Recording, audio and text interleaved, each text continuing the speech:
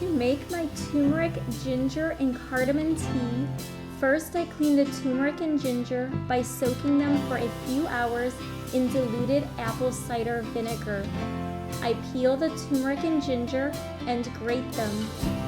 I use alkaline water to pour over the grated turmeric and ginger and then set them aside for about 20 minutes before simmering it on the stove.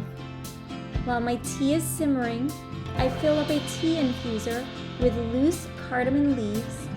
I also add in a spoonful of honey and a dash of cinnamon. Once all of the juices from the turmeric and ginger have simmered and become a rich, dark, orangey brown color, I strain the liquid into my mug. I use a funnel to help keep the turmeric and ginger juices from spilling out onto the counter as I pour. I let the tea and honey steep for about 5 to 10 minutes, and then, for a little creaminess, I add in some evaporated milk. Then, I sit down to enjoy the luxury of all of the flavors melting in my mouth. Enjoy in good health.